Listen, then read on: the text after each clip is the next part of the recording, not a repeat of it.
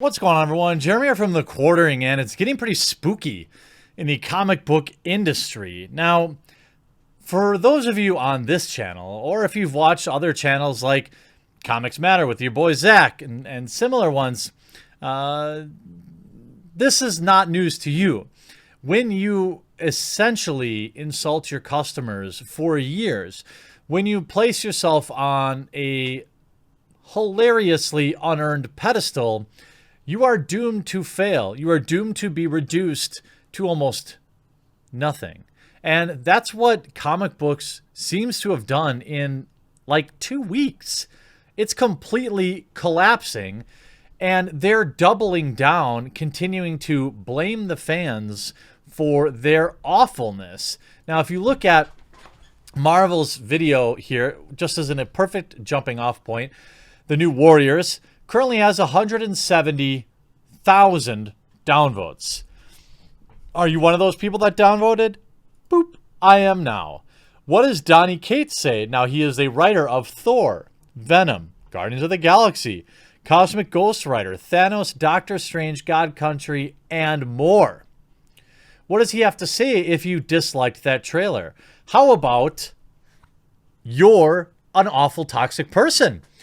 People who think it's cool time to jump into the threads about positivity during hard times with the express intent on being a jerk or pooping on your work or the end of your jobs are literal scum. I know life is hard, and I truly hope you and your family are safe. But from the bottom of my heart and with my deepest sincerity, F every single one of you. Wash your hands, take care of your families. Get effed. What a beautiful, beautiful encapsulation of exactly what comic book executives and workers think of their customers. He deleted that tweet, of course, but we saved it because it is the interwebs. Nothing ever deletes on the internet. Donny would go on to say, okay, I deleted the original tweet in this thread. My intent was to make fun of all the bigots and people making hateful comments towards the book. This is the New Warriors book.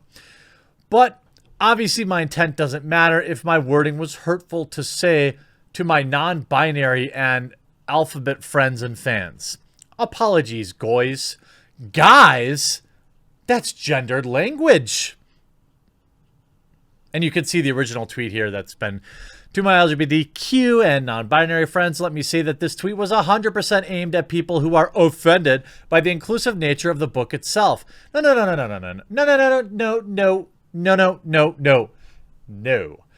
Nobody was offended that the book existed.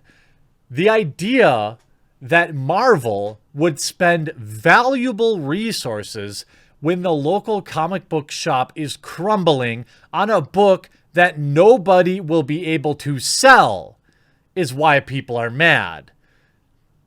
Does anybody understand that? Like, these people, I really struggle. The struggle is real, my friends. Are these people that dumb? Seriously, are they that dumb that they will reduce a complex backlash like essentially Comicsgate down to, well, you didn't like that this dumb book with somebody who got their powers from internet gas exists, so you're a bigot. What? We laughed at Snowflake and Safe Space. We laughed at internet gas. But those laughs quickly turned into the reality that these are the books that the local comic book shop has to sell. And in just under 2 weeks, the comic book pros are completely out of money and panicking.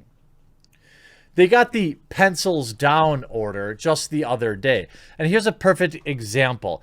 Willow Wilson, okay? She is a comic book pro, starting, saying many books, by the way. Fantasy novelist, comic book, very popular.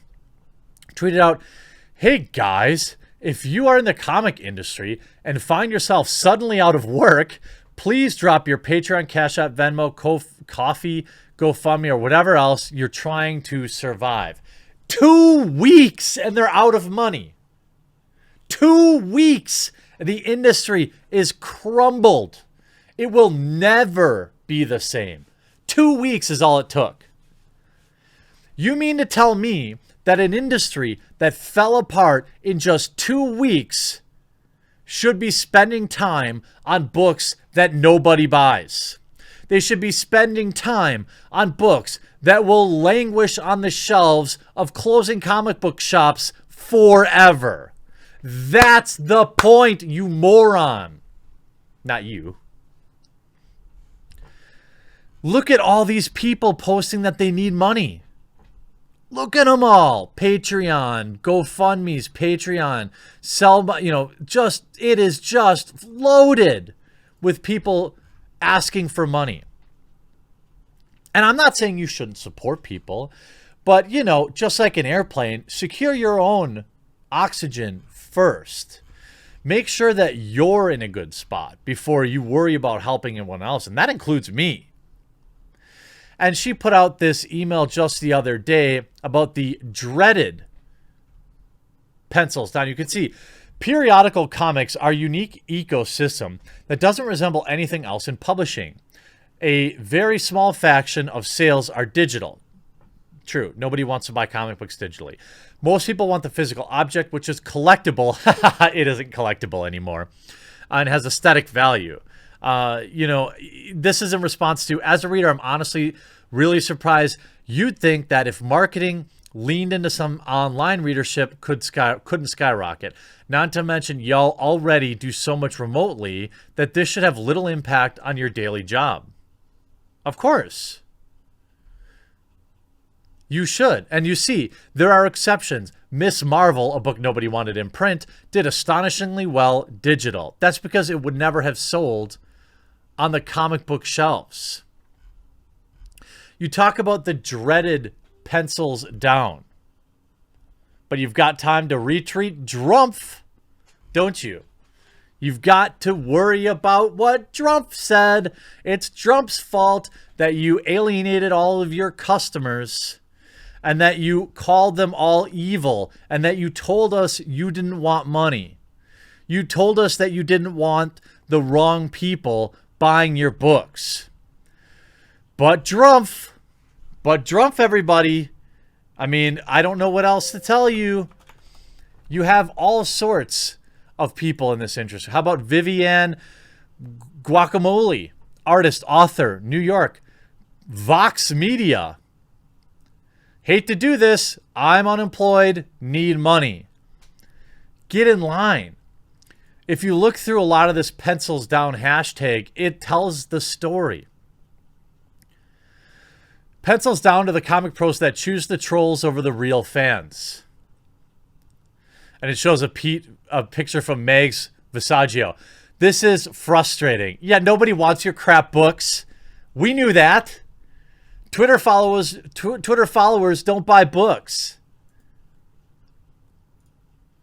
Hanging with Renfamous, Megs. Oh, unfortunately, the great blue whale doesn't sell books for you. G. Willow Wilson. Just got the first of the dreaded pencils down emails. I imagine there will be more. It was inevitable after the store closures and Diamond announcement. Sending my love to all my comic people, artists, writers, retailers, editors, and fans. These are the same people that mocked people like Ethan Van Sciver and your boy Zach for running Indiegogo comic books, saying that that's not real comics. And you can see pencils down to the comic pros that use lies and smears to browbeat their colleagues into turning on the fans that they loved. This is the Scott Snyder tweet that essentially he didn't disavow independent comics fast enough. He didn't come out and say Comicsgate is evil. And Heather Antos, a nobody who's done nothing in her life but somehow failed forward at Marvel and other places, the milkshake girl, said, I'm disappointed in you, Scott Snyder, because he was out with his family and he didn't disavow the wrong type of customers fast enough. These are the same people that are now broke asking for your money.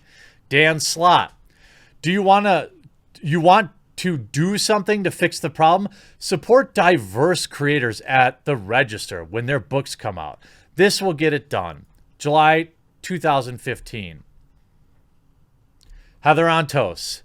The only thing entitled are the fans who treat people who put their hearts and soul into their work like they owe them.